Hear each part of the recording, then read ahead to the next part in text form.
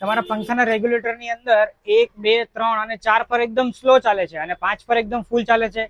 એનું કારણ છે કે તમારા પંખામાં પ્રોબ્લેમ નથી, પ્રોબ્લેમ છે રેગ્યુલેટરની અંદર. કેપેસિટર, ફેન બધું ઓકે છે. હવે આની અંદર છે ને 100 વોટની કેપેસિટી આવે. જો તમે 100 વોટના આવા રેગ્યુલેટર વાપરશો તો તમારો એ પ્રોબ્લેમ સોલ્વ થઈ જશે. અને આ ટાઈપના પેટર્ન રાઇટ રેગ્યુલેટર માર્કેટની અંદર ઘણી બધી કંપનીઓ 350 કે 350 થી વધુની રકમના રેગ્યુલેટર વાપરે છે અને એના બોર્ડની અંદર એના જ રેગ્યુલેટર ફિટ થાય, બીજા રેગ્યુલેટર ફિટ ના થાય. તો આનો એક દેશી જુગાડ છે આપણી પાસે કે આવું કોઈ પણ માર્કેટમાંથી 100 વોટનું રેગ્યુલેટર લઈ લેવાનું અને એની અંદરથી એનું જે મશીન હોય આ પાછળનું આ મશીન ખોલીને તમે આની અંદર લગાવી શકો છો. હું તમને લાઈવ ખોલીને અત્યારે બતાવવાનો છું કે મશીનની કોઈ પણ રેગ્યુલેટર હોય જે રેગ્યુલેટર મળતા નથી યા પેટર્ન રાઇટ છે યા પછી એ રેગ્યુલેટર એવા છે કે બહુ મોંઘા મળે છે અને એની બોર્ડની અંદર એની જ કંપનીના રેગ્યુલેટર ફિટ થાય, બીજા રેગ્યુલેટર ફિટ ના થાય.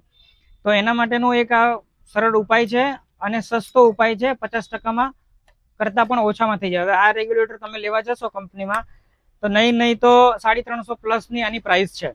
આવી રીતે કોઈ પણ કંપનીનું નોબ ઉપરથી ખોલી લેવાનું. તમારી પાસે આવું લોંગ નોચ પ્લાયર હોવું જરૂરી છે કેમ કે નોર્મલ પકડ આની અંદર જશે નહીં.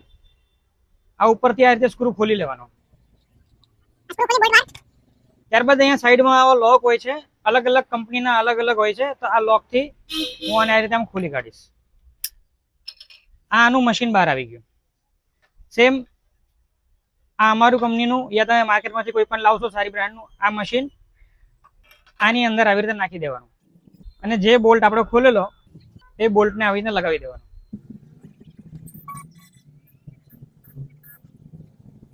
આ લગાવી દીધો અને સેમ આ ઢાંકણું જ્યાંથી વાયર કાઢવાની જે જગ્યા છે ત્યાંથી કાઢી અને પાછું જેવી રીતે આ લોક કરેલું હતું એવી રીતે આને લોક કરી દેવાનું. આ તમારું રેગ્યુલેટર થઈ ગયું રેડી. આ તમારું સેમ હવે આ તમારા બોર્ડમાં ફિટ થઈ જશે, બરાબર. અને તમારો જે પ્રોબ્લેમ છે જે 3 પર 5 ઉપર ફૂલ ચાલે છે, 4 પર પણ એકદમ સ્લો થઈ જાય છે, તો આ રીતે 100 વોટનું રેગ્યુલેટર જો તમે માર્કેટમાંથી કોઈ પણ સારી કંપનીનું પરચેસ કરશો, લોકલ અથવા કોઈ પણ બ્રાન્ડનું, તો આ તમારો પ્રોબ્લેમ સોલ્વ થઈ જશે. આવી જાણકારી માટે જોડાયેલા રહો શ્રી રામદેવ ઇલેક્ટ્રિક ફોલ્ટ સાથે. જય હિન્દ, જય ભારત.